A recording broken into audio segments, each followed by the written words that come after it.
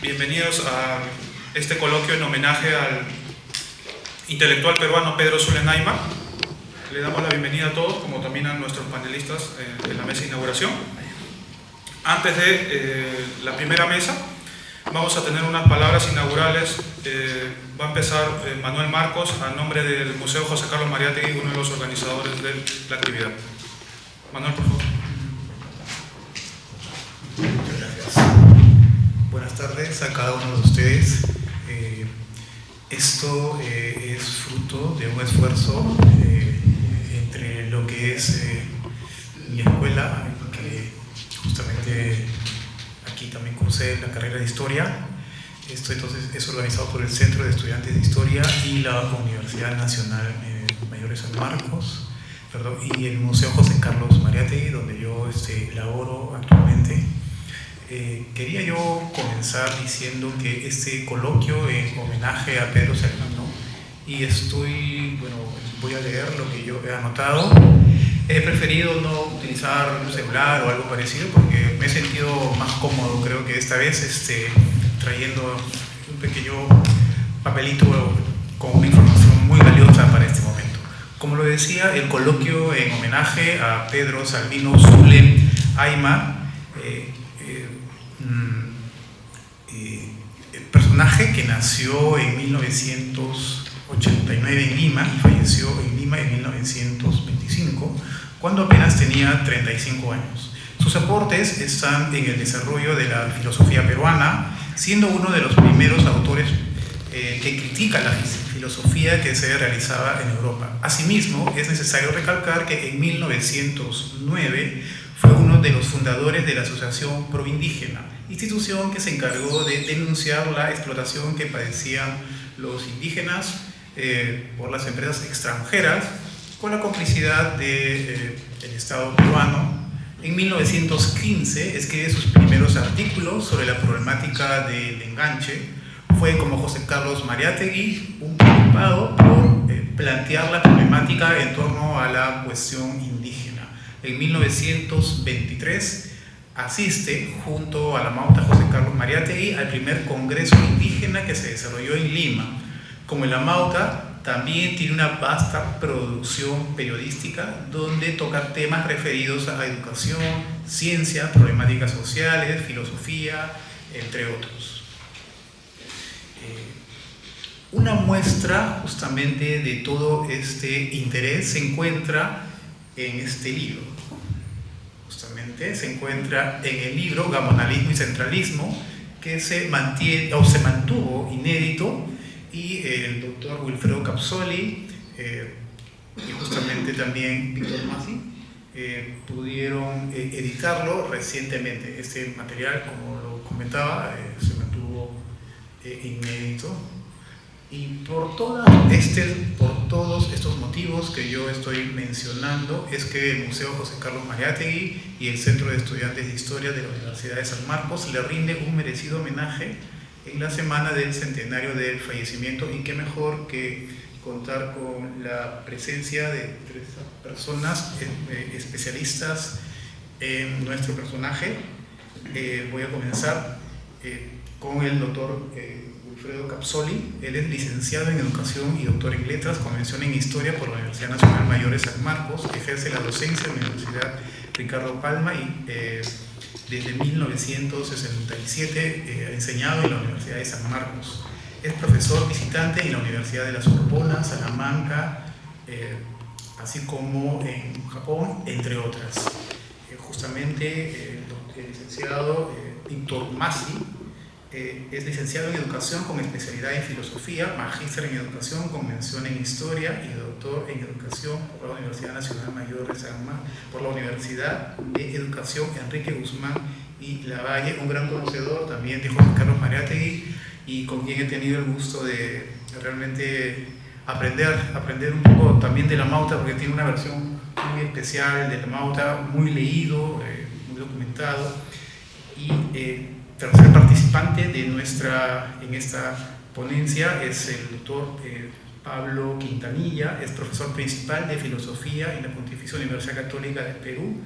Es PhD en Filosofía por la Universidad de Virginia y Magíster en la misma especialidad por la Universidad de Londres. Es licenciada en Filosofía y Bachiller en Humanidades con mención en Filosofía por la Universidad Católica. Se especializa en Filosofía del Lenguaje y de la Mente, Epistemología y Teoría de la Acción. Sin mucho ya rodeos, los dejo con los especialistas y estoy seguro que la vamos a pasar muy bien. De haber organizado este homenaje a don Pedro Zulem-Aymar a los 100 años de su fallecimiento. Zulem fue sanmarquino como estudiante y profesor. Además se desempeñó como director de la biblioteca de nuestra universidad. Sus amigos, compañeros, incluso llegaron a reconocer su condición de maestro, especialmente Jorge Basadre e igualmente Luis Alberto Sánchez. Basadre, en la historia y la vida, que son sus memorias, dedica todo un capítulo a su maestro Pedro Zulem. Y Luis Alberto Sánchez también señala que nos ha dejado un ilustre profesor sanmarquino. Por esas referencias, yo, y particularmente por la amistad que tuve con don Emilio Choy para mí ha sido mi maestro informal. Nunca había tenido yo una vinculación tan amical, tan atenta de un señor mayor que yo, como era el caso de Emilio Choy. Y es que él fue autodidacta, fue continuador del pensamiento de Mariátegui, y nosotros cuando ingresamos a la universidad, en el año 63 al 67, vivíamos una época de toda una efervescencia política, la repercusión de la Revolución Cubana, del movimiento de Che Guevara, la fijación ideológica del maoísmo en la China popular, la reivindicación del también socialismo soviético, hicieron que yo asumiera rápidamente una inquietud por la cultura china en el Perú. Entonces don Emilio era de origen chino y me encontré que don Pedro Zulem igualmente tenía ascendencia de chinos. De tal suerte que es por la cuestión étnica, por un lado, y por otro por el socialismo, porque tanto Emilio Choy como Pedro Zulem fueron los primeros propulsores y intelectuales que orientaron su filiación ideológica al socialismo. Tuve la suerte además de frecuentar a un librero de viejos, el señor Juan Salazar, que buscaba, que conseguía materiales agotados, que ya no circulaban, y él había conseguido una edición empasada completa en 51 números del Boletín de Época Indígena, que dirigió Dora Mayer y era parte de la asociación, junto con Pedro Zulem y Joaquín Capello. Con estos 51 números, colección única que tampoco existía en la Biblioteca Nacional ni en San Marcos, pude elaborar un libro que se llama El Pensamiento de Acción Pro-Indígena, que lo publicó el Centro Bartolomé de la Casa del Cusco, con un dominico francés, Guido Herrán. Y recuerdo como anécdota que Guido me decía que sus compañeros de la congregación le habían llamado la atención diciendo cómo es que habían publicado el libro de un marxista, de un comunista como Wilfredo Capsoli, cuando por la afiliación religiosa ellos no estarían, digamos, aptos para dar publicidad a un socialista. Guido fue muy práctico, dijo, lo que pasa es que los libros de Wilfredo se venden y por tanto la editorial y nuestra difusión se hace mayor. Bueno, en ese libro yo seleccioné de los 51 números todos los artículos que don Pedro había escrito sobre distintos temas. Básicamente eran temas sobre educación, temas sobre la destrucción del latifundio, temas sobre la defensa de las indígenas de las comunidades agredidas por los gamonales y especialmente sobre centralismo y gamonalismo. El libro tuvo mucha acogida, pasaron muchos años, yo seguí trabajando y la familia de don Pedro, en este caso doña Elvira Zulen, su hermana, al enterarse del libro de homenaje a su hermano, me llamó a su casa y me dijo: profesor, aquí en la casa tenemos materiales de don Pedro que si le parece, usted los puede mirar y trabajar. Y en un rincón de la casa, un patio un poco aislado, habían como 8 o 10 cajas grandes llenos de documentos, materiales, papeles, cubiertos con mantas plazadas y con muchas DDT y detergentes, porque como Pedro había fallecido de tuberculosis, la familia pensaba que el asilo de Coche podía estar todavía actuando y por tanto, si manipulaban, podían adquirir esta terrible enfermedad. Yo tuve una infancia feliz en mi pueblo de Ancash. Fui hijo único, nieto único, sobrino único, patrón único y por tanto la mejor alimentación y trato no podía haber sido ajeno a mi persona. A tal punto que cuando vine a Lima al examen de San Marcos, en estudios médicos, el examen de salud, la doctora que tomó la hemoglobina se sorprendió que tenía 17 de hemoglobina, lo cual llevó a preguntar: ¿usted quién es? ¿De dónde viene? ¿Cómo es que tiene este porcentaje tan alto? Me dice: usted está acorazado contra todas las enfermedades infecciosas. Entonces yo, advertido por esa referencia, inmediatamente dije a la señora doña Elvira: yo me pongo a trabajar el archivo. Necesito solamente que tengo una escoba, unos trapos y estuve revisando los materiales alrededor de medio año, clasificando los memoriales, el epistolario, los artículos, los informes y la distinta cantidad de diferentes materiales que guardaba la asociación. Cuando ya el archivo estaba más o menos clasificado, bien organizado, la familia recibió una oferta de una universidad norteamericana para que se lo vendieran. Felizmente doña Elvira me dijo: ¿qué le parece a usted, doctor, esta oferta? Mire, si vamos a ganar bastante plata, vamos a pagar en dólares por el archivo. Yo le dije: bueno, la decisión final lo tiene la familia, pero a mí me parece que eso sería atentar contra la memoria de don Pedro. Don Pedro, como saben, era indigenista, buscaba la democracia en el país, postulaba el socialismo y creo que los documentos de don Pedro debían estar en la Biblioteca Nacional, en la sala de investigaciones, para acceso de todos los intelectuales peruanos y extranjeros. Y efectivamente así quedó, se hizo la donación y el día de la donación, de la entrega de los materiales al archivo, la biblioteca organizó una exhibición de las publicaciones de Zulen. Y nos invitó al doctor Luis Alberto Sánchez y a mí para hacer la conferencia dando cuenta quién había sido Pedro Zulen. El maestro Luis Alberto ya había perdido la vista, estaba ciego, era vicepresidente interino porque Alan había viajado a México y llegó a la biblioteca con todo el aparato, digamos, de la policía, yo con la justa llegué con mi micro, pero llegué al evento, ¿no? Y los organizadores dijeron: bueno, ¿quién habla primero? El doctor Sánchez dijo: yo primero, después Wilfredo.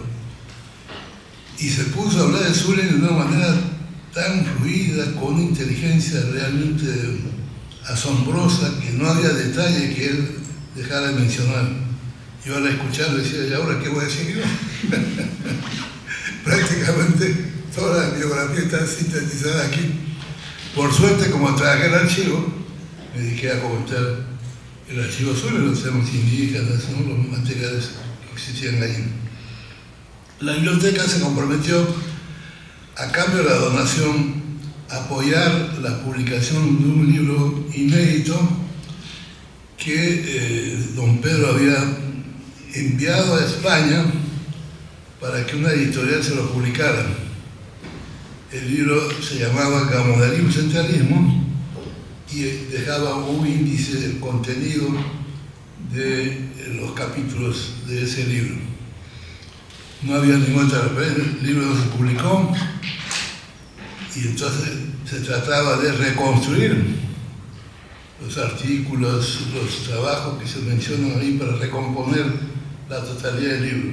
Eso implicaba tiempo, implicaba un apoyo económico para hacer xerocopias, digitación, es decir, poner el material, digamos, actualizado, más una lectura complementaria para el estudio de presentación. Pasaron muchos años, como 15, 20 años. Yo mandé una carta notarial a la biblioteca diciendo que había un compromiso de la institución para publicar un libro de don Pedro Zulen y me contestaron diciendo que los contratos no designan responsabilidad jurídica, que daba criterio y que ellos no tenían plata para hacerlo, de modo tal que era su criterio la disponibilidad de ese hecho. Yo, oportunidad que tenía en las conferencias, conversaciones, siempre decía que hay un libro inédito de don Pedro que hay que tratar de rescatar. Felizmente, Víctor Masi, que es profesor de filosofía de la Cantuta, indigenista, y nuestro amigo Rodríguez Gutiérrez, Rolando Gutiérrez, a quien lo he calificado yo como el patrón, entre comillas, porque dijo: yo pongo la plata, apoyo la edición del libro y gracias a él tenemos ahora con nosotros Gamodarismo y Centralismo de don Pedro Zulen, que vuelve a renacer después de 100 años de estar inédito, mejor dicho, 100 años sin circular como libro, y considero que en realidad es un libro que tiene tanto valor como los ensayos de María T. Incluso yo considero que es el espejo de los ensayos, igual que te empezamos antes de Valcárcel, o el nuevo indio Uriel García, o Horas de lucha de Manuel González Prada. Es un libro fundacional, es un libro del siglo XX, y quiero agradecer al profesor Robert Plasencia, antropólogo, amigo nuestro, sanmarquino, aquí presente ahora, que acaba de publicar un comentario bibliográfico con mucha autoridad en el tema, con mucha elegancia, ¿no? Y que está publicando la revista Pacarina, una revista que dirigía nuestro amigo Ricardo Melgar Lao, y su hija Dagil es la que propicia la continuidad del pensamiento de Ricardo. En algún otro momento habría que hacer también un homenaje a Ricardo Melgar Lao, porque ha dejado muchos trabajos sueltos, mucho, digamos, interés por el problema social, político del Perú y especialmente en Mariate y la democracia socialista en nuestro país. Entonces, invito yo a los colegas que lean, discutan y analicen este libro y que circule como un libro más dentro de la producción intelectual sanmarquina y dentro del pensamiento socialista que don Pedro fue uno de los primeros en plantear, por el cual incluso estuvo preso en Jauja, porque con un discurso que dio en la comunidad de Marco le acusaron de subversivo, agitador. Y además por la amistad que tuvo con José Carlos Mariate, con Ezequiel Urbiola, que es otro personaje, digamos, prácticamente extraordinario, como luchadores sociales. Pues es ironía de la vida, Zulen y Urbiola estuvieron tuberculosos y murieron el mismo día. De tal manera que Dora Mayer dice: al sepelio, a la tumba, al cementerio fueron muchos intelectuales, muchos profesores, la clase media, elegantes, digamos, aristócratas. No asistió ningún indígena, solo Sole Urbiola, pero también en una tumba aparte, y con toda la mancha de seguidores, incluso un preso político, el Brontón, se había jugado para participar en el último adiós a Ezequiel Urbiola. Son personajes fascinantes, son personajes que nos han dejado lecciones para construir la democracia de la peruanidad y ojalá el socialismo en nuestro país. Muchas gracias. Muy buenas tardes. Bueno, un saludo para Talía, para el doctor Wilfredo Cabezotti y para todos ustedes. Bueno, yo acostumbro a leer mis ponencias porque no quiero irme dispersando, ¿no? Así que me van a tener que soportar por lo menos lo que investigué y lo que trabajé. Actualmente estoy trabajando la correspondencia de Pedro Sule y pienso publicarla de acá a 1 año o 8 meses. Y muchos que investigan, leen a Sule se van a caer de espalda, porque hay cartas que uno nunca imagina, pero están ahí. Y esa polémica de Dora Mayer o con Capello son inéditas. No es lo que nos han mostrado. Hay otras cosas más interesantes. Incluye las cartas que tiene Zulen con Angélica Palma, que esas son todavía más potentes, que voy a reseñar acá.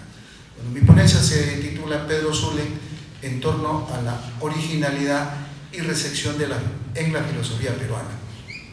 El primer tema es un antiguo debate. Desde las dos interrogantes que formuló José Carlos Mariátegui en 1925, 1. ¿Existe hoy una ciencia, una filosofía, una democracia, un arte? ¿Existen máquinas, instituciones, leyes genuinas y característicamente peruanos? 2. El idioma que hablamos y que escribimos, el idioma siquiera, ¿es acaso un producto de la gente peruana? Está en la página 24 al 25. Con ambas preguntas, Mariátegui instaló el debate sobre la producción reflexiva específica sobre la originalidad, la autonomía y pertenencia en nuestro desarrollo como nación. Las interrogantes de Mariátegui recogían el criterio sobre la evidencia de una filosofía francesa o alemana entre sus otras vertientes europeas. Sin embargo, esto no se evidenció con lo propio. Sostuvo Mariátegui que ésta aún se encontraba en elaboración. Consideró que entre lo propio y lo foráneo, consideró que entre lo propio y lo foráneo existían, cito, relaciones de mutua influencia, fin de cita, dado que, cito, el Perú contemporáneo se mueve dentro de la órbita de la civilización occidental, fin de cita. Mariátegui ubicó el pensamiento peruano dentro del panorama mundial de su época, como, cito, un segmento, una parcela, fin de cita, que aún mostraba elementos culturales impropios.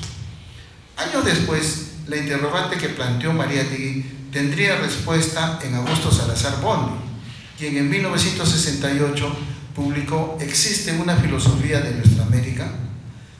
En esta obra, sus objeciones sobre un presunto filosofar propio estuvo basado en el argumento que la filosofía en nuestro continente solo debía concebirse, cito, a partir del descubrimiento de América y de la conquista española, fin de cita, de la cual podría, cito, trazarse una línea de desarrollo suficientemente prolongada como para determinar épocas y fijar rasgos característicos, fin de cita. Concebir filosofía propia con un antecedente autóctono solo podría ser legitimado bajo el modelo geohistórico europeo. Fuera de dicho entorno se le ubicó como una Weltanschauung o cosmovisión. Consideró Salazar Bondy que Entre los rasgos negativos de la reflexión peruana es que ésta aún muestra, cito, un sentido imitativo de la reflexión, fin de cita, el de presentar, cito, una disposición abierta e irrestricta a aceptar todo tipo de producto teórico de los grandes centros de la cultura mundial, fin de cita, está en la página 40. Además, se adiciona la superficialidad y pobreza de sus propios productos reflexivos, lo que conduce a percibirla como carente de aportes originales, de ideas y nuevas tesis. Por lo mismo, es percibida como, cito, un fuerte sentimiento de frustración intelectual, fin de cita, página 42. El debate sobre lo original y propio ya se encontraba en la reflexión de Pedro Zulem, sobre todo en su correspondencia con Angélica Palma. Esta es aún desconocida para muchos. Aquí Zulem anticipa una respuesta a la interrogante que José Carlos Mariátegui plantearía años después. Los tópicos sobre la recepción filosófica y la originalidad es nuestra exploración sobre lo que plantea Zulem en sus artículos y correspondencia privada, referidas a posturas en favor del pragmatismo de William James y su rechazo al vitalismo de Bergson y la necesidad de tener una propuesta original y autónoma. Segundo tópico, recepción y normalidad filosófica. Para comprender la ubicación del Perú en la comunidad de comunicación filosófica mundial, urge ubicar la influencia y el predominio de la filosofía francesa, instalada a principios del siglo XX, a cuyos pensadores se les conoció como la generación del 900. Estos adherían al pensamiento de Émile Boutroux y Henri Bergson, quienes tenían como fuente de reflexión a Félix Rabelais. Las primeras décadas del siglo XX presentó un fuerte rechazo al positivismo, tanto de Auguste Comte como del evolucionismo de Herbert Spencer. En el viraje de los miembros de dicha generación también influyó el uruguayo José Enrique Rodó y su obra Ariel. Aunque la filosofía de Henri Bergson fue percibida como una moda filosófica, la que se le conocería como espiritualismo, vitalismo o intuicionismo, que influyó vigorosamente también en muchos pensadores latinoamericanos. Instalar en Francia el pensamiento de la generación del 900 de Perú fue impulsado por Francisco García Calderón, véase Profesores de Idealismo del año 1909, introduciendo recíprocamente la filosofía de Bergson entre los jóvenes pensadores peruanos, entre ellos a Mariano Iberico Rodríguez. Tal presencia peruana en Europa se evidencia en la publicación de sus artículos filosóficos en francés para sus lectores parisinos. La amistad de García Calderón con Émile Boutroux y Henri Bergson le permitió mucha cercanía con el pensamiento de ambos filósofos. Tercer tópico, el pragmatismo entendido por Pedro Zulem. La filosofía empírica anglosajona y el pragmatismo norteamericano en cierta medida mantuvieron una fugaz recepción en el escenario filosófico peruano a inicios del siglo XX. Pedro Zulem representó uno de sus impulsores más decididos. Desde 1909 mostró inclinaciones en favor de la filosofía pragmática formulada por William James. Su artículo, William James, Síntesis de Lecturas, publicado en el boletín El Deber Pro-Indígena, 1914, el número 24, estuvo basado en su lectura del libro de James, Pragmatismo, un nuevo nombre para algunos antiguos modos de pensar. La que utilicé es del año 1984, la versión original es de 1907. Destacó Zulem que respecto a una teoría de verdad en el pragmatismo, en esta, cito, la acción, la práctica, la vida, fin de cita, son los que crean, cito, las verdades particulares y la idea general de la verdad, fin de cita, página 2. Su exégesis reitera la propuesta de James sobre un concepto pragmático de verdad, como la configuración de la realidad sobre el pensamiento, lo que implicó asociarlo con los hechos concretos, orientándose en la reflexión sobre sus consecuencias prácticas y, sobre todo, de su utilidad durante la experiencia, que James denominó empirismo radical, página 49. Sullen interpretó la postura de James respecto a que las cosas existentes en su totalidad, cito, no pueden presentarse plenamente a nuestra experiencia, fin de cita.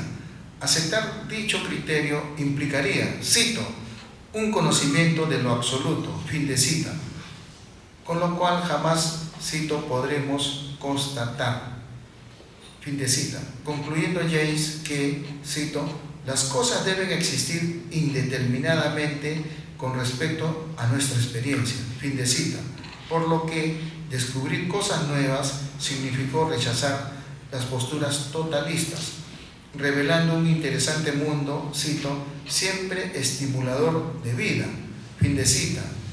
Esto está en el volumen 24 del boletín El Deber por Indígena.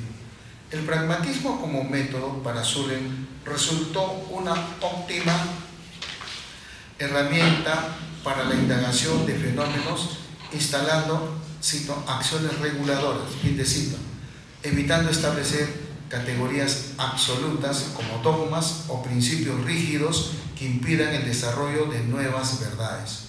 Destacó Sullen en El Deber por Indígena, el volumen 24, que aunque el pragmatismo exagera y muestra afirmaciones ambiguas, tiene como mérito su anti-intelectualismo, representando la viva manifestación de la filosofía de su época. El posterior viraje de Sullen hacia el pensamiento de Bertrand Russell se expresó en su segundo libro, Del neo-hegelianismo al neorrealismo. El neorrealismo norteamericano será sometido a la crítica, resaltando sus debilidades y enunciados acerca de la experiencia. Al final de su vida, Sullen decidió seguir el pensamiento filosófico del pensador británico, publicando en la revista Claridad número 7 de noviembre de 1924 el artículo La personalidad de Bertrand Russell, con correcciones, acotaciones y notas de su puño y letra sobre el texto ya publicado. En esto quiero agradecer a Wilfredo Kertzoli, quien me brindó una manía de Sullen. Sullen a sus artículos publicados los volví a leer, los volví a corregir. No se contentaba con que estuvieran ya publicados, ¿no? 15 días antes de fallecer Sullen, le envió su segundo libro con una significativa dedicatoria, lo que mereció una carta de respuesta de Bertrand Russell, que llegó a Lima cuando Sullen ya había fallecido. Es necesario referir el estudio que Bertrand Russell realizó y publicó en 1909, utilizo la versión de 1973, sobre el pragmatismo de William James, lo que le lleva a la siguiente conclusión, cito, nosotros no aceptamos la filosofía pragmática, creemos, no obstante probable, que alcance gran popularidad porque encarna algunas de las principales tendencias intelectuales y políticas de nuestro tiempo. Fin de cita, página 882. Esta idea de Bertrand Russell, y refiriendo a su primera afirmación, valoró que encarnaba, cito, el escepticismo, la evolución y la nueva penetración en la naturaleza y alcance de la inducción científica. Fin de cita, en la misma página. Sobre la segunda, dice Russell que representa, cito, la democracia, la creciente fe en el poder humano derivada del progreso en el campo de la invención mecánica y la creencia bismarckiana en la fuerza. Fin de cita, y página 882.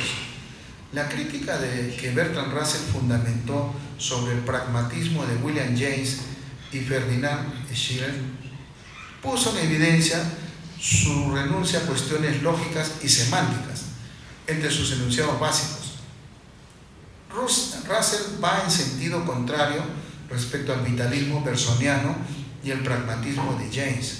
Su crítica se orientó a consolidar sus criterios básicos para luego fundamentar su filosofía del análisis lógico del lenguaje, conocido también como atomismo lógico, planteamiento que, suponemos, Zulem no alcanzó a leer o informarse. Cuarto tópico, nadar contra la corriente, la crítica a Berzón. En 1916, Mariano Iberico se graduó como doctor en letras en la Universidad de San Marcos, con la tesis La filosofía de Enrique Berzón, que ese mismo año publicaría con un prólogo de Víctor Andrés Belaúnde. En Perú, la influencia de Berzón resultó hegemónica respecto al positivismo. En respuesta a lo sustentado y publicado por Iberico, Zulem se graduó 3 años después defendiendo su lectura crítica de la evolución creadora del año 1907 publicado por Berzón, cuestionando las premisas planteadas por el filósofo francés. Zulem, en la filosofía de lo inexpresable,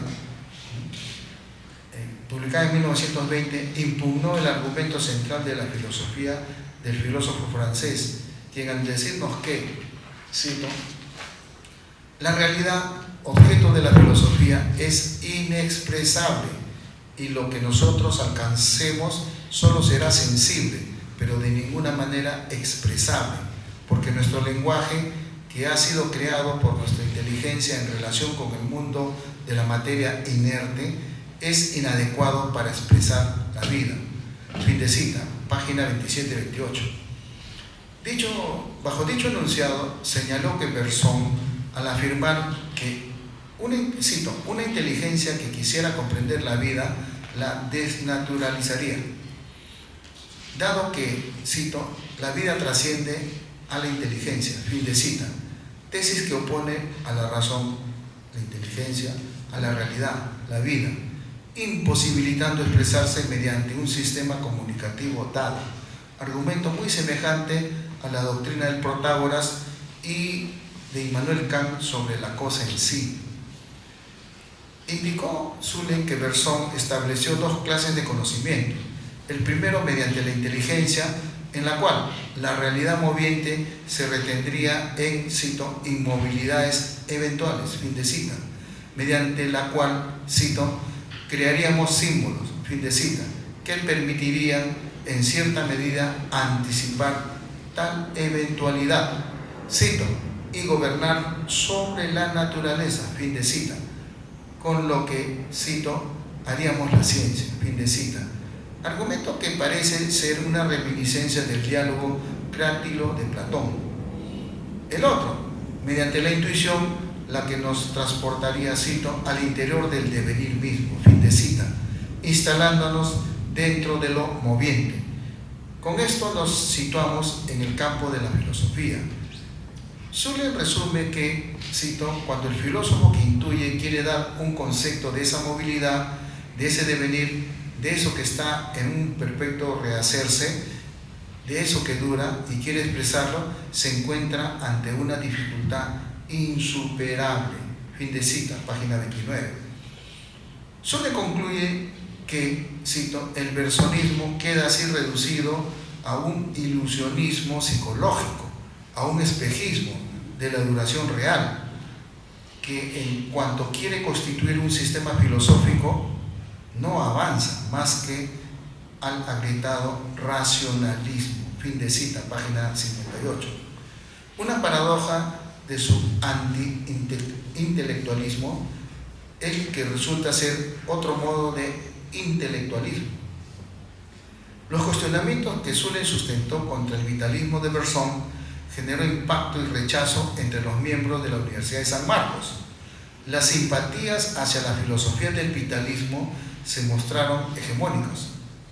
Su autonomía de criterio respecto a dejarse arrastrar pasivamente por la corriente filosófica predominante se evidenció en una carta del 24 de noviembre de 1919, dirigida a Martín J. Mangiari. En esta misiva testimonió, cito, con una simple tesis queremos que la universidad deje de ser un reducto de charlatanes y pedantes que saben muy bien respetar como papagayos, pero que son ajenos a todo lo que significa pensar y examinar, fin de cita. Comentó que sustentar su tesis sobre Berzón, cito, fue una ardua lucha para mí, de la que felizmente salí con triunfo y honra, fin de cita. La disrupción que causó su tesis lo enfrentó con algunos miembros de la generación del 900. Entre los seguidores de Berzón, la tesis de Zulem resultó ser una desagradable irreverencia cuando fue aprobada. Su solicitud para la impresión de su tesis fue rechazada, tanto por la revista universitaria como por el Mercurio peruano, porque ésta iba, cito, en contra del espíritu de la Facultad de Letras, fin de cita. Esquivando el veto impuesto, con su propio peculio, Zulem lo publicó en los talleres tipográficos de San Martín y compañía. En su archivo personal, me consta, lo he revisado, existe ya preparada una segunda edición de la filosofía de lo inexpresable, la que incluye una traducción al inglés hecha por Dora Mayer con una revisión y textos adicionales. En esta obra se encuentra a la espera de que alguna alma caritativa tome la decisión de publicarla, tal como ha sucedido con la reciente publicación del famoso libro extraviado Gamonalismo y Centralismo. Esto se lo debemos a Rolando Gutiérrez, ¿no? Tuvo la decisión de poner el dinero para publicarlo, ¿no? Si no lo hubiéramos publicado. Quinto tópico, en torno al autonomismo zuleniano. Al comentar la novela Por senda propia, publicada por Angélica Palma, en carta del 12 de enero de 1922, estando en Harvard, Zulem expresó su oposición respecto al hegemonismo cultural europeo y la influencia norteamericana sobre la educación peruana. Le brindó un primer esbozo sobre la construcción de una postura autónoma. Le escribe, cito, nosotros no necesitamos ir a hacer turnos delante de pilones extranjeros, cuando poseemos fuentes tan vírgenes y grandes como blancas y eternas.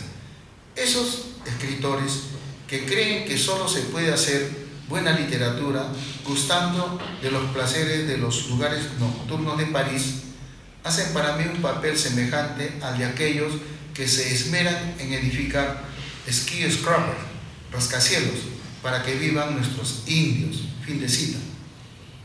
Este texto evidenció su rechazo de una práctica normalizada de imitar e implantar lo foráneo sobre nuestra evolución cultural, un remedio sin criterio amparado en los horizontes del pensamiento europeo y norteamericano, aplicados rígidamente a nuestra realidad, sin considerar nuestros propios procesos internos caracterizados por ser peculiares y únicos, lo que nos distingue como sociedad con diversas raíces originarias.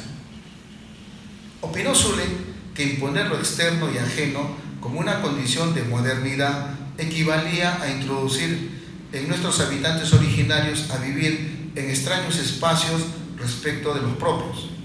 Su crítica apuntó directamente a Francisco García Calderón, quien al residir en París influía en el Perú con el pensamiento de Émile Boutroux y Henri Bergson.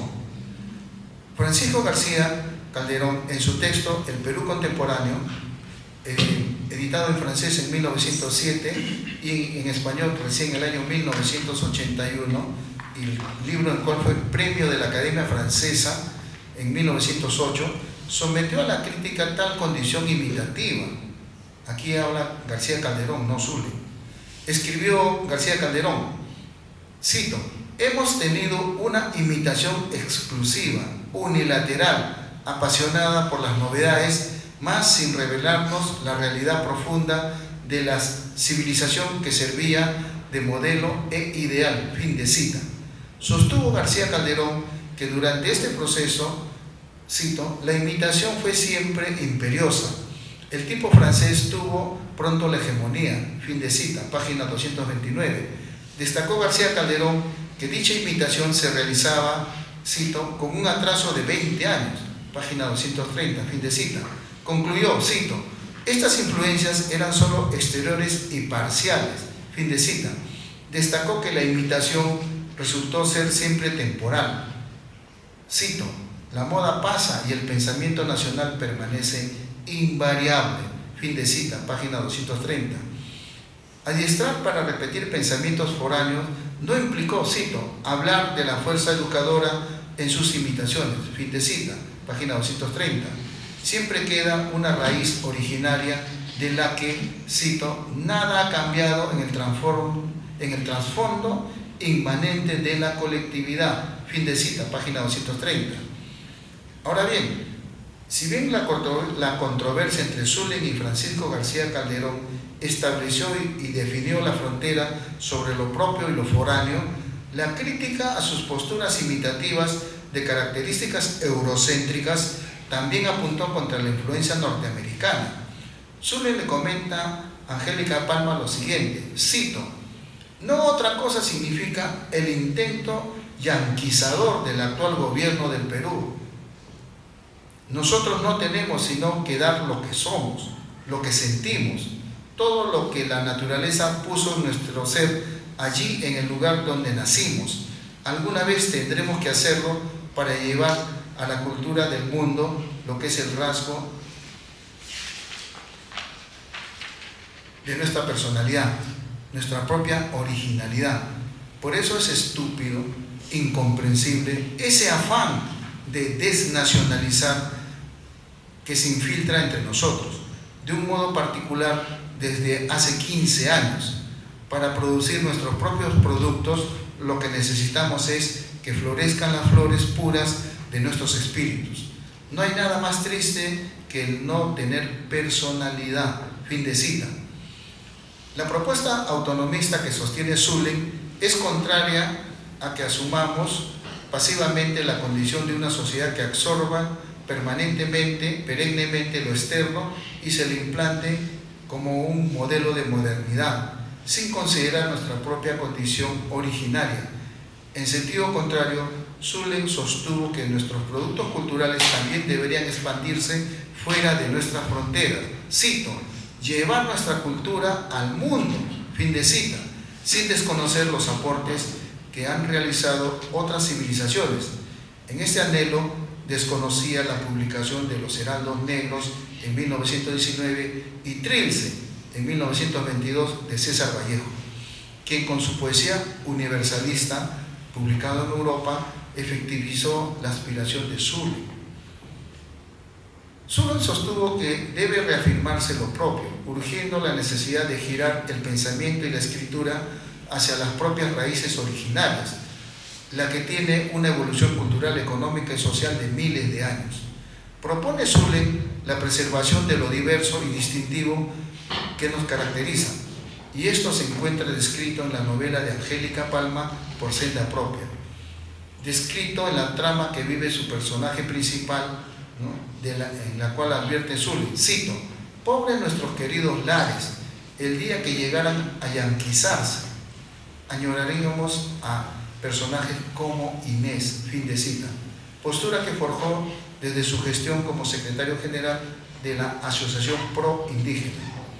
Concluimos que nuestra aproximación a la postura autonomista de Pedro Zulen es muy peculiar como admirador de la filosofía pragmática de William James.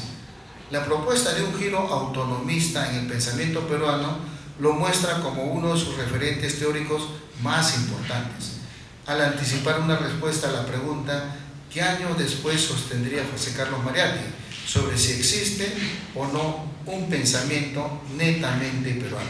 Muchas gracias. Buenas tardes, amigas y amigos. Quisiera comenzar diciendo que para mí es en verdad un honor participar en este homenaje a uno de los filósofos peruanos más brillantes y hacerlo en la Universidad Nacional Mayor de San Marcos, que es la Universidad del Perú. Por ello agradezco a los organizadores, el doctor Wilfredo Capsoli, el doctor Víctor Masi, nuestro amigo Rolando Gutiérrez, y cuyo apoyo a este libro muy valioso, voy a decir imposible. En esta ocasión voy a concentrarme en la filosofía de Pedro Zulen, lo que me obliga a comenzar contextualizando en la historia de las ideas del Perú, de una manera perfectamente complementaria con lo que ha señalado Wilfredo y Víctor. El pensamiento occidental llegó al Perú con el arribo de las primeras órdenes religiosas hacia mediados del siglo XVI. A partir de entonces surgieron autores tanto peruanos como españoles afincados en el Perú, interesados en defender el pensamiento escolástico tomista vigente en aquel momento todavía en España, o en reinterpretarlo creativamente con una mirada diferente. Ese fue el caso, como se sabe, de Joseph de Costa, Juan de Espinosa Medrano, el sí peruano, Costa no era peruano, o Isidoro de Celis, que también fue un fraile español. No obstante, estos fueron casos aislados de autores que reflexionaban el suelo peruano, excepto el Lunarejo, que sí era peruano, y aún no podía hablarse de una filosofía normalizada en el Perú.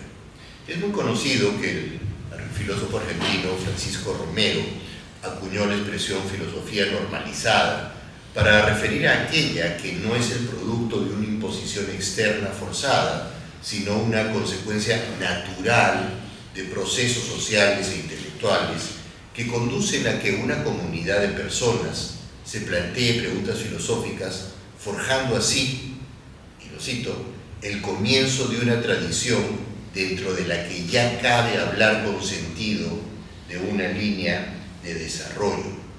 Ciertamente eso no ocurre de manera abrupta y tiene causas que es necesario reconstruir. A fines del siglo XVIII se fundó la Sociedad de Amantes del País, que, como se sabe, dio origen a la publicación del Mercurio Peruano. Los intelectuales que participaron en ese proyecto recibieron influencia de los primeros filósofos modernos ilustrados, como Descartes, Rousseau, Voltaire, Spinoza, Kant, pero no puede decirse que hicieran posible un pensamiento filosófico normalizado en el Perú. Sin embargo, la primera generación de filósofos peruanos que formó una comunidad de autores que se leían y discutían mutuamente y que no tenían como único objetivo transmitir el pensamiento europeo en el Perú, sino también procesarlo en función a las necesidades propias de estas sociedades, surgió después de la Guerra del Pacífico. No es inusual que después de un periodo social traumático brote una generación de intelectuales que se propone repensar lo ocurrido y que al hacerlo desarrolle posiciones filosóficas sobre temas menos conectados con las causas sociales que les dieron lugar. Se pueden encontrar muchos ejemplos de ello en la historia de la filosofía. Un caso paradigmático, por ejemplo, es el pragmatismo estadounidense que emergió hacia fines del siglo XIX, después de la Guerra de la Secesión en Estados Unidos, la Guerra Civil Americana. Pero podríamos recordar muchos otros casos, por ejemplo, el periodo dorado de la filosofía griega, Sócrates, Platón y Aristóteles, surge casi inmediatamente después de las guerras médicas, ¿no? Y las guerras con Esparta. O también podríamos recordar el caso del Grupo de Madrid, que surge simultáneamente a la Guerra Civil Española, ¿no? Pero que es rápidamente expulsado de España por Franco y entonces no llega a fortalecerse. Entonces, en el caso del Perú es posible sostener que la primera generación de filósofos peruanos que produjo una filosofía normalizada se dio hacia fines del siglo XIX. Esta incluyó autores como Manuel González Prada, Alejandro Deustua, Jorge Polar Vargas, Mariano H. Cornejo, Javier Prado Ugarteche, Manuel Vicente Villarán, entre varios otros. Lo que en un primer momento unificó a esta generación fue la influencia del positivismo, aunque no tanto del positivismo francés de Auguste Comte, cuanto del positivismo evolucionista del inglés Herbert Spencer.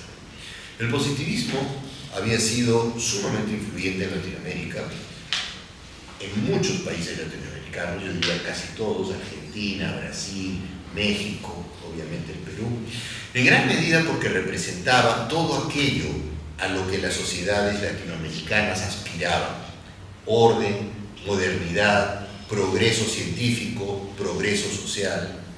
Nuestros países habían salido de largas y destructivas guerras, primero de independencia respecto de España y luego guerras civiles y guerras de fronteras.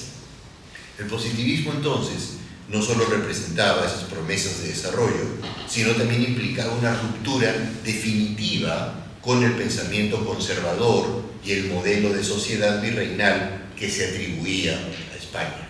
Como un ejemplo de la influencia del positivismo en Latinoamérica, véase la bandera brasileña, que tiene como lema orden e progreso, que es el lema de Comte, orden y progreso. Algo curioso es que esta generación de la que estoy hablando se formó en el pensamiento escolástico tomista, mayormente en la Universidad de San Marcos, aunque en algunos pocos casos también en la Universidad San Agustín de Arequipa, como es el caso de Jorge Polar. Posteriormente, sus miembros abrazaron el positivismo precisamente como una reacción a la escolástica y más adelante lo abandonaron para adoptar lo que en el Perú se denominó espiritualismo. Como ha señalado Víctor, en Francia se conocía como vitalismo o intuicionismo de Henri Bergson y Émile Boudreau. Un paréntesis que quiero hacer es que a mí me parece fascinante desde el punto de vista de la sociología académica ver cómo una misma generación transita por todos los registros filosóficos posibles de la época. Es decir, se forma en la escolástica, luego abandona la escolástica por el positivismo y luego abandona el positivismo por el espiritualismo. Ahora, a esta generación no pertenece Zulem. Zulem es el alumno, es el discípulo de los profesores que pertenecían a esa generación. Sobre eso vamos a hablar pronto. En el término espiritualismo denominó a una categoría muy amplia de autores que rechazaron las posiciones que consideraban reduccionistas, cientificistas, materialistas y antimetafísicas de los positivistas, para adoptar un modelo filosófico que consideraba que el espíritu es el élan vital o la fuerza motivadora que hace posible la libertad y la capacidad creadora del individuo. Por eso, el espiritualismo, también llamado vitalismo o intuicionismo, como ya vimos. Los filósofos que recibieron influencia de Bergson fueron, en gran medida, Alejandro Deusto, pero también Prado, Polar, Iberico, Ricardo Dulanto, Humberto Borja García, Juan Francisco Higuera, también la llamada generación arielista o generación del centenario, donde estaba José Larribagüero, Felipe Barreda y Laos, que tiene un muy importante libro sobre la filosofía virreinal peruana, los hermanos García Calderón y algunos otros autores que no cultivaban la filosofía, pero que de alguna manera estaban en esa línea de pensamiento, como Julio Centello, Rubén Vargas Ugarte, que era historiador, Hermilio Valdizán. Los intereses estéticos acercaron a muchos otros al espiritualismo, como es el caso de Clemente Palma, Alejandrino Mariña, Ezequiel Burga, Guillermo Salinas Cosío y Juan Bautista de la Valle, entre otros. Muy bien, ese es el contexto intelectual en el que se formó el limeño Pedro Zulem. ¿Por qué digo que es el contexto intelectual? Porque esos fueron sus maestros y esa era la discusión filosófica en nuestro país. Un personaje de gran interés desde varios puntos de vista Zulem. Por una parte, procedía de una extracción socioeconómica media-baja, en una época en que la mayor parte de filósofos peruanos solían pertenecer a los sectores acomodados de la sociedad. Era gente que se podía dar el lujo de estudiar filosofía, cosa que no era fácil en aquella época, ahora tampoco, pero en esa época era más difícil todavía. De otro lado, Zulem es un representante del mestizaje étnico y cultural en el que fue convirtiéndose progresivamente en la sociedad peruana. También refleja un caso de confluencia de tradiciones filosóficas, como vamos a ver ahora. Zulem estudió Ciencias Naturales y Matemáticas en esta universidad, San Marcos, decidiéndose posteriormente por Letras y Derecho.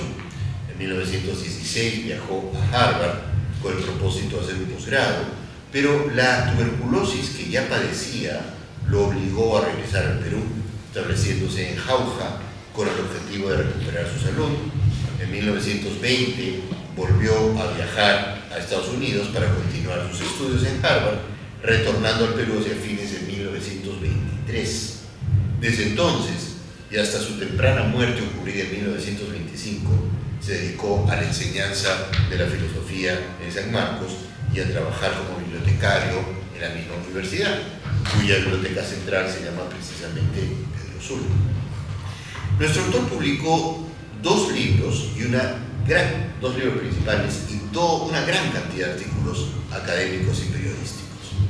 Su primer libro procede de su tesis doctoral en San Marcos y lleva como título La filosofía de lo inexpresable, bosquejo de una interpretación y una crítica de la filosofía de Rousseau. El segundo, del neo-hegelianismo al neorealismo, estudio de las corrientes filosóficas en Inglaterra y los Estados Unidos, desde la introducción de Hegel hasta la actual reacción neorealista. Ese libro apareció en 1924, solo un año antes de su fallecimiento. Uno de los rasgos más notables del positivismo de Comte y de Spencer frente a los que reacciona Bergson es el rechazo a la metafísica, es decir, a la posibilidad de acceder a alguna forma de conocimiento sobre objetos no materiales y que no recurra a la evidencia empírica. Esto se solía asociar al cientificismo, esto es, a la tesis de que hay una cierta prioridad de la ciencia por encima de cualquier otra forma de conocimiento, o más directamente que solo la ciencia proporciona conocimiento, no hay conocimiento no científico. Estas dos tesis conducían a una concepción de la historia humana conformada por tres estadios, en el caso de Comte, siendo el primero la antigüedad religiosa, el segundo el medioevo metafísico y el tercero la modernidad científica o llamada también el periodo positivo, de ahí la palabra positivismo. Estos tres estados coincidían, de acuerdo con Comte, con tres momentos en el desarrollo del ser humano: la niñez, la adolescencia y la adultez. Entonces, el periodo religioso es propio del niño, el periodo de la adolescencia es propio de la metafísica y la adultez es propio del pensamiento científico o positivo. Y por supuesto, Comte se consideraba ya parte o pionero de este periodo de la adultez.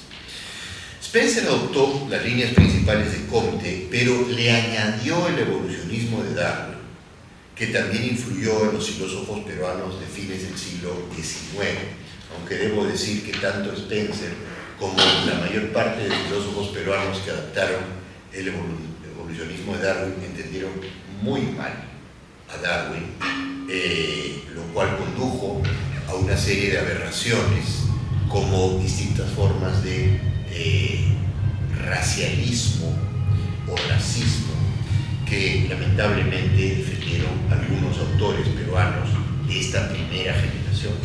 El caso de Alejandro Deusto es el más claro.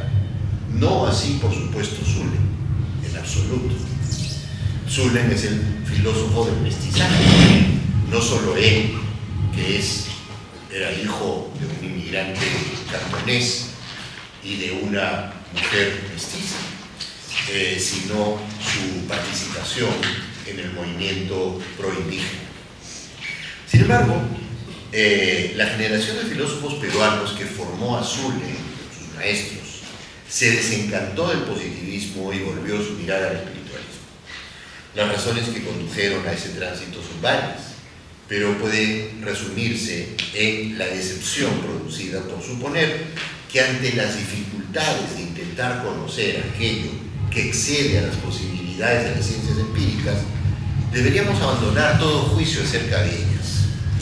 A esto se sumó la tensión producida por las inclinaciones estéticas de la mayor parte de estos filósofos peruanos, muchos de los cuales también eran poetas, y la fe católica de muchos de ellos también, lo que entraba en conflicto con las tesis centrales del positivismo. Es el caso de Jorge Polar, un filósofo que representa paradigmáticamente esa tensión. Pero es imposible que uno abandone una posición filosófica a la que alguna vez adhirió sin que algunos rasgos de ésta se conserven de alguna manera. Yo creo que eso es un axioma filosófico. Es imposible que uno abandone una tesis que alguna vez adhirió sin que algunos rasgos de esa se conserven de alguna manera, incluso si es que de manera por oposición, digamos, ¿no? Como una suerte de oposición fundamentalista a esa posición que alguna vez uno tuvo, y que esa posición fundamentalista, ese cuestionamiento fundamentalista, de alguna manera prueba que hay algo en uno que todavía no ha sido procesado adecuadamente. Esto ocurrió con los espiritualistas peruanos. Así, la formación que Zulen tuvo en el Perú estuvo en manos de filósofos espiritualistas con un complejo pasado positivista y algunos rasgos escolásticos. Sin embargo, o quizá por ello, el primer libro de Zulen es un cuestionamiento radical de los presupuestos del espiritualismo. Aunque Zulen aprecia a Bersón, reconstruye sus influencias en William James, James Ward, Schopenhauer y Rabelais. Zulen sostiene que, siendo Bersón original, lo es precisamente por haber reordenado sus diversas influencias. A mí eso me interesa mucho. Esa idea de la creatividad como el producto de la mezcla, del mestizaje, de la reestructuración, de la combinación. No es momento para entrar en ello, pero la mayor parte de investigaciones actuales en neurociencias sobre el fenómeno de la creatividad, qué cosa es lo que hace que algunas personas sean creativas y otras no, por ejemplo, tienden a ir en la dirección de que la creatividad es el producto de la mezcla. Es la capacidad de unir ideas que se encontraban en dimensiones diferentes, ¿no? Por tanto, lo que uno podría decir es que mientras más mezcla, mientras más mestizaje, mientras más combinación, hay mayor potencial de creatividad. No se puede decir que vaya a haber creatividad, pero hay más potencial. Mientras menos combinación y mestizaje y mezcla, etcétera, menos potencial de creatividad. Y cito un texto de de Zulen sobre Bersón, La filosofía de lo inexpresable, página 33. Dice Zulen: su esfuerzo, se refiere a Bersón, aunque hermoso, solo muestra una vez más que el destino de la filosofía parece ser ese cambiar sucesivamente de posición los problemas o modificar la nomenclatura, y si hay progreso es el del claro planteamiento de las cuestiones. Fin de la cita. Algo semejante se puede decir del propio Zulen. Lo que Zulen dice de Bersón se puede decir de Zulen, pero lo más interesante en su libro, del libro sobre Bersón, es su tesis central, según la cual en Bersón conviven con dificultad el intuicionista místico con el lógico racional, siendo un error cuestionar a uno de ellos con los instrumentos conceptuales del otro. Eso dice Zulen sobre Bersón, y creo que algo parecido se podría decir sobre Zulen también. Continúo citando otro texto de Zulen. Él dice: Bersón pretende oponer al rígido esquematismo conceptual el flujo íntimo de la realidad, al poder analítico y mutilador de la razón, la fuerza intuitiva del espíritu. Fin de la cita. O sea, lo que Zulen está detectando es que hay dos dimensiones en Bersón que no llegan a integrarse: el lado intelectual, el lado racional, del cual abjura Bersón, y el lado intuitivo, el lado vitalista, ¿no? Dicho sea de paso, algo muy semejante ocurre en Mariano y Perico. Esta misma tensión nunca resuelta. Ya dejé de citar, claro, ¿no? Es necesario decir que entonces una semejante convivencia ocurre también en el propio Zulen. Pero la diferencia entre ambos autores, Bersón y Zulen, se nota en el estilo. Mientras Bersón se deja llevar con frecuencia por la retórica, lo que dificulta reconocer las tesis que propone y los argumentos que las defiende, por lo que sería justo decir que desarrolla una redacción impresionista, Zulem adopta un estilo filosófico de gran claridad argumental, aunque no exento de buena prosa literaria. Ese estilo se marcará aún más después de su paso por Harvard. Entonces, influido por Kant, Berzón considera que la realidad en sí misma no puede ser conocida, y en tanto heredero de Descartes, piensa que solo podemos conocer la realidad que se nos presenta en la intuición, siendo esta, la intuición, un flujo temporal. Pero Zulem comenta, cito, el argumento de Berzón es decirnos que la realidad, que es el objeto de la filosofía, es inexpresable. Bueno, es una tesis kantiana, ¿no? Una tesis humanista. Y lo que nosotros alcancemos será solo sensible, pero de ninguna manera expresable, o sea, inefable. Porque nuestro lenguaje, que ha sido creado por nuestra inteligencia en relación con el mundo de la materia inerte, es inadecuado para expresar la vida. Fin de la cita. Zulem presenta dos objeciones a esta posición de Berzón. En primer lugar, considera que no es posible conocer el flujo interno de la conciencia prescindiendo de los objetos con los que ella está relacionada. Este es un cuestionamiento a Descartes, evidentemente, quien cree que es posible tener un conocimiento del yo, en principio, independiente de los objetos a los cuales el yo se dirige, ¿no? Y esta crítica que Zulem le hace a Descartes es casi idéntica a una crítica que posteriormente Husserl y Heidegger le van a hacer a Descartes. Ciertamente no estoy diciendo que Husserl y Heidegger se hayan copiado de Zulem. Husserl y Heidegger no sabían que existía Zulem, ¿no? Pero lo que sí estoy diciendo es que en la historia de la filosofía es como un ajedrez, ¿no? Tú tienes a un jugador que pone la reina aquí, el caballo aquí, el alfil aquí, y entonces lo razonable es que la contrapartida sea más o menos predecible, ¿no? Y entonces, en este momento en el que escribe Zulem, se adelanta a tesis de Husserl y Heidegger, y no solo acá, en otros lugares, pero se adelanta porque ya la bandeja estaba servida para él, ¿no? Bueno, lo que sí es claro es que en esta crítica que hacía Descartes, Zulem ya evidencia la influencia del pragmatismo estadounidense, al cual dedicará su segundo libro, y que le viene interesando a Zulem desde 1909, en que publica un artículo sobre el pragmatismo, mucho tiempo antes de irse a Estados Unidos, lo cual sugiere que su interés por el pragmatismo no se da cuando llegue a Estados Unidos, sino que ya existía antes de irse a Estados Unidos. Este artículo fue publicado en una revista titulada Contemporáneos, en un número del año 1909. Bueno, entonces el segundo libro del neo-hegelianismo, el neorealismo, discute, porque no simplemente expone, sino discute la influencia del pragmatismo estadounidense, y en particular la de Charles Sanders Peirce, Josiah Royce, que fue su maestro, y James.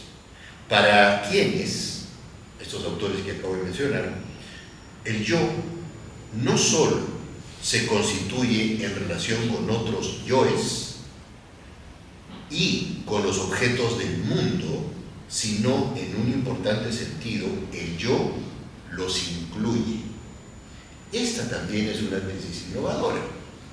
Aquí lo que están haciendo, esto lo dice literalmente James, lo que está haciendo es sostener una tesis que después muchos autores van a defender, la idea de que el yo se constituye en intersubjetividad. Eso, por supuesto, está realmente en Husserl, está en el segundo Wittgenstein, mucho más adelante está en Donald Davidson, pero es una idea que ya se empieza a reconocer con los primeros pragmatistas a comienzos del siglo XX. Pero además, el yo se constituye en la intersubjetividad, es decir, en la relación con otros, pero a su vez en relación a un mundo objetivo que se comparte, a un mundo real compartido. No hay pues ninguna forma de idealismo en estos autores, sino por el contrario, lo que Peirce llamaba un realismo directo. Peirce, por clara oposición a Bergson y también a Kant y a todos los idealistas alemanes, sostenía que nosotros tenemos un conocimiento directo de la realidad, o sea, un conocimiento que no está mediado por intermediarios epistémicos como impresiones sensoriales, los fenómenos, no, tenemos un conocimiento directo de la realidad. Lo que pasa es que la realidad siempre se nos presenta interpretada por nuestra cultura, interpretada por nuestras prácticas sociales, etc. Pero el hecho que tengamos un conocimiento interpretado de la realidad no significa que no tengamos un conocimiento de la realidad. Es un conocimiento de la realidad, pero es un conocimiento de ciertos aspectos de la realidad, aquellos que nuestra interpretación nos hace notar con más claridad. Entonces voy a citar un pequeño párrafo de Zulem donde va en esta dirección, refiriéndose al yo. Dice Zulem: ¿sabemos qué es el yo en sus más hondas profundidades? ¿Qué es mi conciencia? Y él responde: no existe más que por relación a otros yoes y otras realidades. Ahí está la tesis intersubjetivista pura y dura en el libro de Zulem, mucho tiempo antes que en otros autores que después desarrollaron esa tesis. Pero de otro lado considera Zulem que si uno parte de las premisas de Bergson, está condenado a su filosofía a lo dice Zulem, un ilusionismo psicológico, a un espejismo de la duración real, que en cuanto quiere constituir un sistema filosófico no avanza más que el agrietado racionalismo. Final de cita. Así, aunque Zulem considera que el espiritualismo acierta al reaccionar ante el positivismo y sus diversas formas de reduccionismo, piensa también que la propuesta de Bergson fracasa. Al tomar distancia de Bergson, Zulem se aleja también de la filosofía en la que fue formado en San Marcos, particularmente de Eustro. Yo no sé, eso lo he dicho en varias ocasiones, pero no sé si todavía se puede encontrar en la biblioteca de los estudiantes de la Facultad de Letras de San Marcos, que yo he visto, el ejemplar, el original de Zulem, con una dedicatoria a puño y letra a Alejandro de Eustro. Hasta hace poco yo he visto ese ejemplar ahí, espero que todavía siga ahí. ¿No? Y me sorprendió, ¿no? Me sorprendió cómo este libro, que debería estar en una vitrina, es el libro de consulta de los alumnos. Pero bueno, habrá que chequear, de repente alguno de ustedes le causa curiosidad y lo revisa. Bueno, así pues, aunque al tomar distancia de Bergson, entonces dije, Zulem se aleja de la filosofía en la que fue formado, lo que lo condujo a volver sus ojos a la filosofía que se estaba cultivando en Inglaterra y en Estados Unidos. Así es como en 1924 publica su segundo libro, del neo-hegelianismo al neorrealismo. ¿Y por qué el neo-hegelianismo al neorrealismo? Porque la filosofía que se cultivaba en Gran Bretaña y en Estados Unidos, antes de la aparición del atomismo lógico, al cual ha mencionado Víctor, o sea, Bertrand Russell, Moore, el primer Wittgenstein, la filosofía que se cultivaba era el neo-hegelianismo. Era Cook Wilson, era Bradley, era una serie de autores que eran neo-hegelianos. Y lo mismo ocurría en Estados Unidos. En Estados Unidos, la llamada Escuela de San Luis, que es, digamos, el origen de la filosofía estadounidense, eran todos neo-hegelianos, empezando por Josiah Royce, que siendo neo-hegeliano ya tiene algunas ideas pragmatistas que van a ser parte del grupo que va a formar con Peirce y James, ¿no? Un grupo que además recibía el nombre del Club de los Metafísicos, el Metaphysical Club. Bueno, entonces es curioso que este libro estuviera dedicado formalmente, oficialmente, no por su letra, a su maestro, quizá el espiritualista peruano paradigmático Mariano Iberico, que es ligeramente posterior a la generación fundacional, aunque Zulem ya había tomado distancia de esa posición filosófica y en este texto lo reafirma. Su aprecio por Iberico es independiente de las diferencias intelectuales. Le agradece a Iberico, lo aprecia a Iberico, aunque discrepa de él. Bueno, eso es la filosofía, ¿no? El libro, entonces, me refiero obviamente al neo-hegelianismo neorrealismo, está abocado a analizar el desarrollo de la filosofía anglosajona a fines del siglo XIX y comienzos del siglo XX, o sea, el abandono del neo-hegelianismo y la adopción de unas corrientes filosóficas que fueron denominadas neorrealismos y en las que podría ubicarse la filosofía analítica, el pragmatismo. A Husserl alguna vez se lo consideró neorrealista. Actualmente hay un filósofo alemán, Marcus Gabriel, que se considera neorrealista. Yo ya estoy cansado de escuchar tantas formas de neorrealismo, pero esta es una de ellas, quizá una de las primeras, ¿no? Bueno, en esos años, entonces, los filósofos ingleses y estadounidenses, como mencioné, se encontraban trabajando mayoritariamente en diversas formas de neo-hegelianismo, como una reacción al positivismo de Spencer. Es interesante cómo estas posiciones se despliegan, florecen por oposición a otras. El neo-hegelianismo es una reacción al positivismo y el espiritualismo es una reacción al positivismo, perdón, al espiritualismo, ¿no? Y luego el pragmatismo y la filosofía analítica es a su vez una reacción a las anteriores posiciones. Es digno de notar, por tanto, que el interés de Zulem, tanto al escribir sobre Bergson como sobre los neo-hegelianos angloamericanos, se haya dirigido a comprender las distintas reacciones que generó el positivismo. Pero los neo-hegelianos, por su parte, dieron lugar a dos tipos de reacciones. De un lado, la naciente filosofía analítica, representada en Gran Bretaña por Russell, Moore y el primer Wittgenstein, siendo austriaco, se formó en Gran Bretaña y enseñó básicamente en Cambridge. De otro lado, las formas tempranas de pragmatismo, representadas por Peirce, Josiah Royce, William James y John Dewey, a quien Zulem no llega a conocer y no escribe sobre él. En este segundo libro, Zulem entonces tiene un estilo más maduro y preciso. También es más puntual en sus cuestionamientos a los autores y, como en su primer libro sobre Bergson, evidencia una amplia cultura filosófica, lo que le permite debatir con los autores y no solo hacer exégesis de ellos.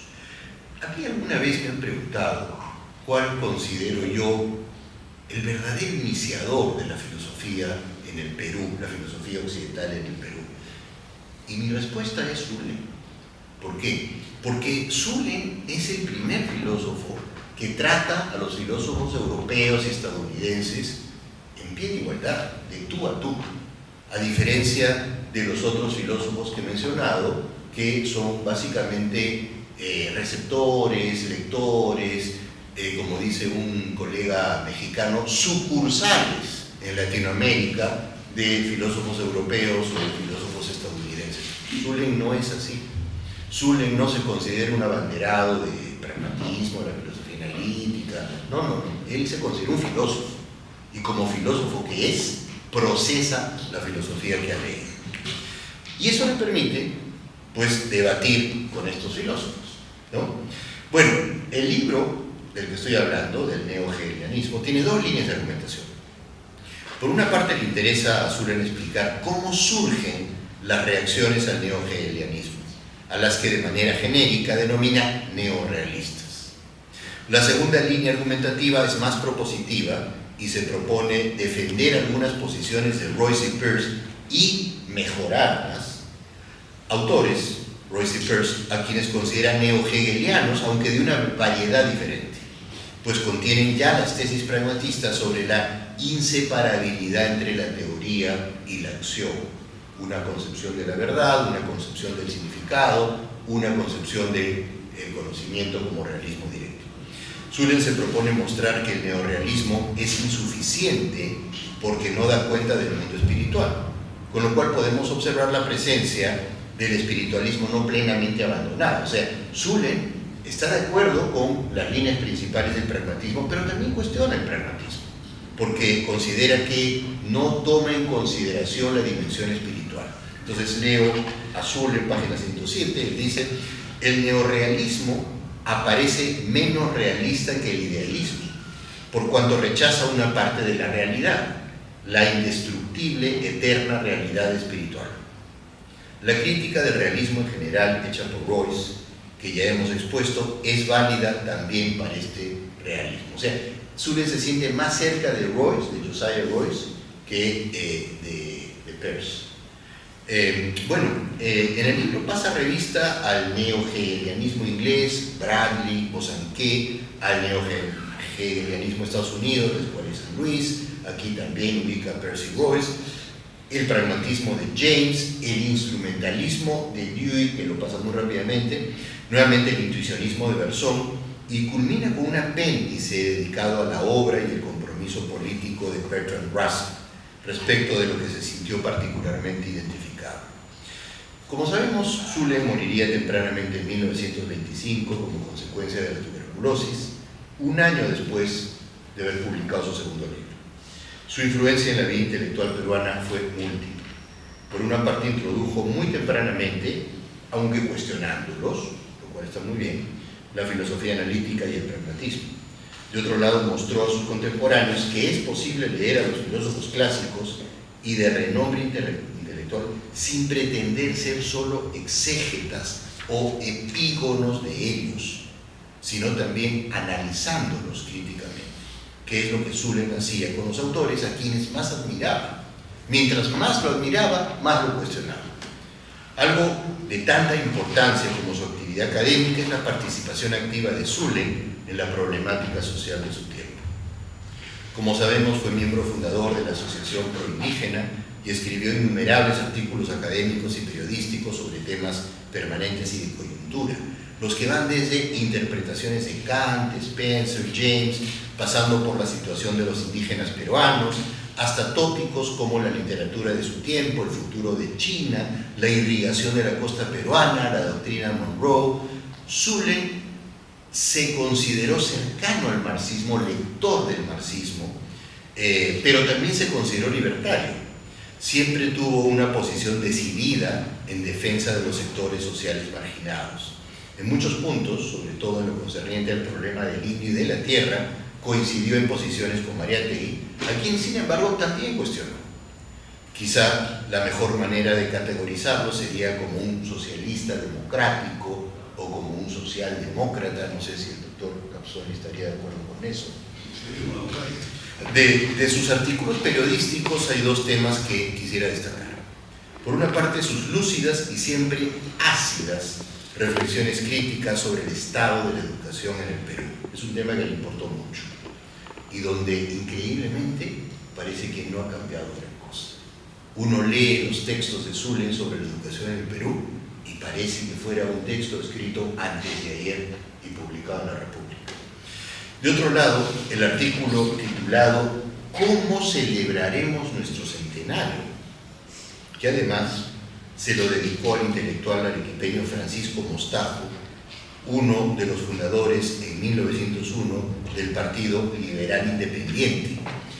Así como yo diría que Zulem fue en algún sentido importante el primer filósofo creativo que ha dado el Perú, yo diría que Francisco Mostajo fue el primer liberal, pero el primer liberal de verdad, no el primer sacha liberal o pseudo liberal, ¿no?, o neoliberal.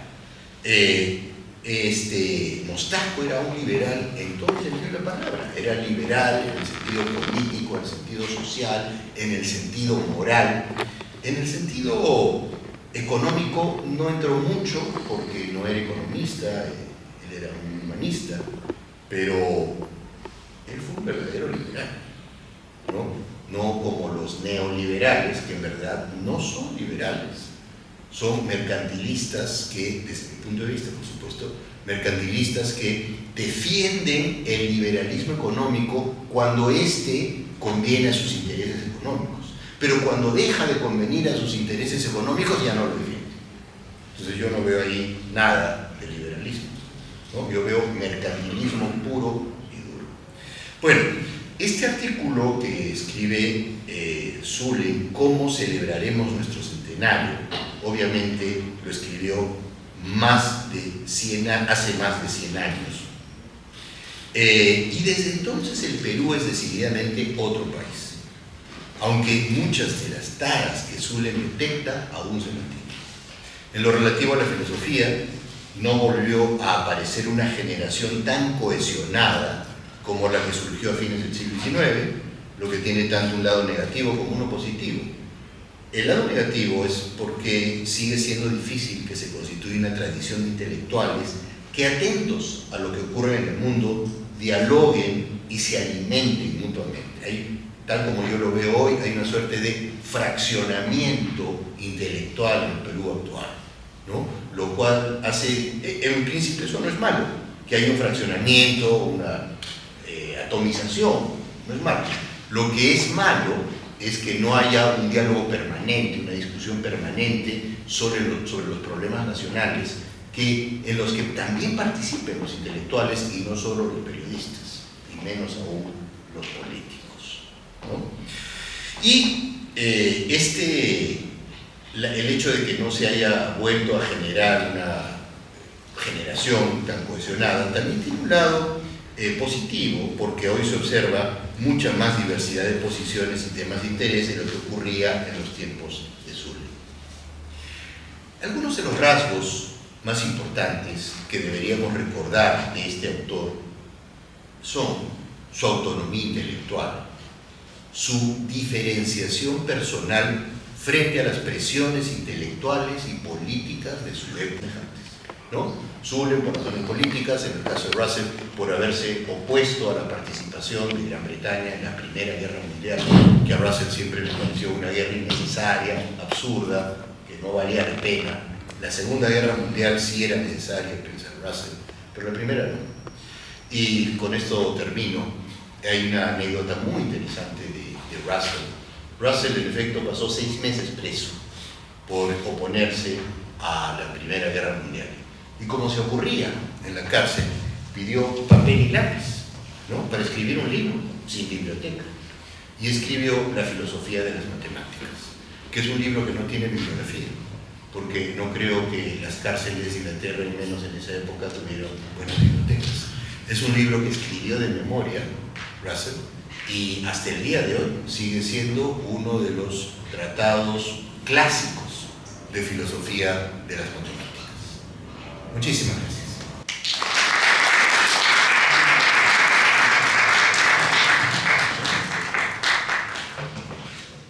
Agradecemos a los ponentes, Wilfredo Capsoli, Víctor Masi y Pablo Quintanilla, por haber dado esta